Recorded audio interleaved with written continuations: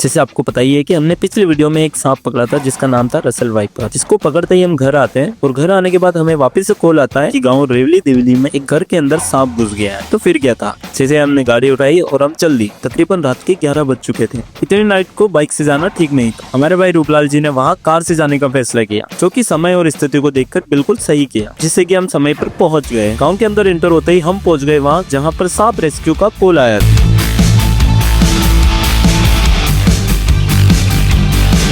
घर के अंदर एंटर होते ही सबसे पहले हमें उस कमरे में ले जाया गया जहां पर सांप छुप कर बैठा हुआ था।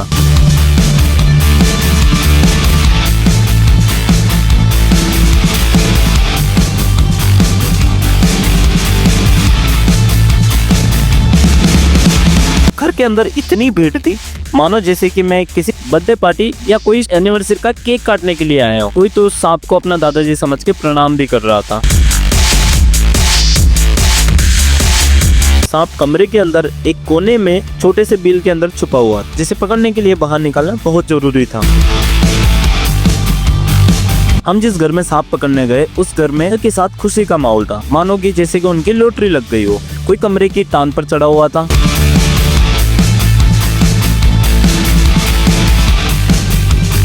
हमें इस सांप को बाहर निकालने के लिए पानी की जरूरत पड़ेगी। हमने इस बिल में डालने के लिए एक बाल्टी पानी मंगाया है, लेकिन वो उसका काम नहीं आया और फिर बिल में डालने के लिए पानी की मोटर ही चलानी पड़ी। ये लोग सच में इतना खुश थे मानो कि इनके घर में सांप नहीं नरेंद्र मोदी आया हो। इन लोगों को देखने के बाद हमारे भाई साहब की तो हंसी नहीं रुक रही थी।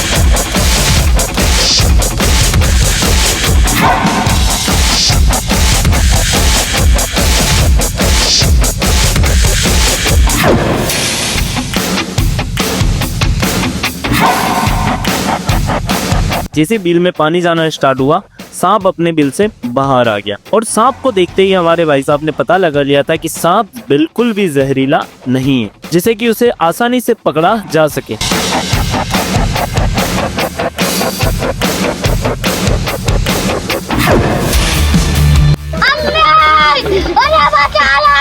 जिस तरीके से सांप देखने के लिए उत्साहित थे, वैसे ही उस सांप से डरकर भागने के लिए व्याकुल भी थे। लगता है इनको चूहे खाने वाले दादाजी पसंद नहीं आए।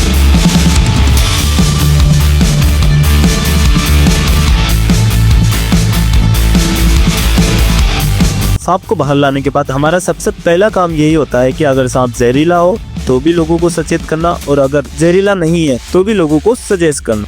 हर बार की तरह मैं आपको इस बार भी बता देता हूँ कि अगर आप हमारी इस वीडियो को देख करके अगर मोटिवेट होते हैं, इंस्पायर होते हैं, और अपनी गली मोहल्ले घर वहाँ पर अगर आपको कोई सांप नजर आता है तो प्लीज उसे पकड़ने की कोशिश बिल्कुल ना करें। अगर सांप जहरीला हुआ तो उससे आपकी जान भी जा सकती है।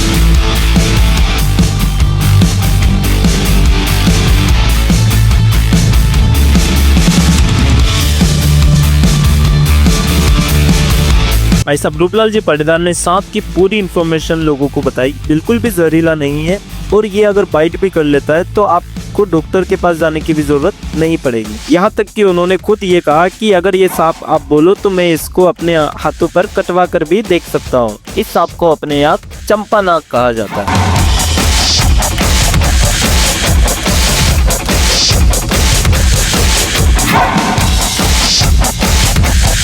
जो कि पीला भूरा या हल्का नारंगी रंग काले धब्बे के साथ होता है। ये 1 से 1.5 मीटर की लंबाई तक बड़ा होता है।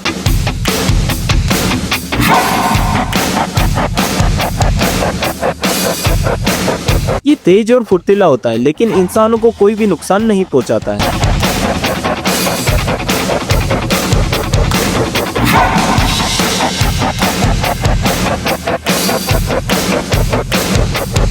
इस सांप में किसी भी प्रकार का कोई भी जहर नहीं पाया जाता है।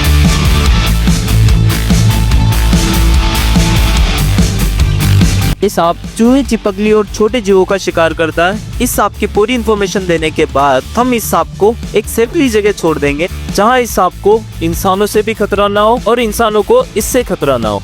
अगर आपको भी आपके गली मोहल्ले, गांव, घर कहीं पर भी आपको कोई जहरीला जानवर अगर नजर आता है तो उसे मारे नहीं, उसकी खबर आप टटल आर्ट रेस्क्यू टीम को दे सकते हैं, जिसे वे सुरक्षित पकड़कर वन में छोड़ देते हैं। आज के लिए इतना ही। आज का वीडियो यही समाप्त करते हैं। अगर आपने हमारे चैनल को अभी तक फॉलो नहीं किया है तो फटाफट से जाके फॉलो कर लीजिए, सब्सक्राइब कर लीजिए, बेल आइकन को प्रेस कर लीजिए, ताकि आपको हमारा आने वाला सारा वीडियो, सभी वीडियो की इन्फॉर्मेशन आपको मिलती रहे।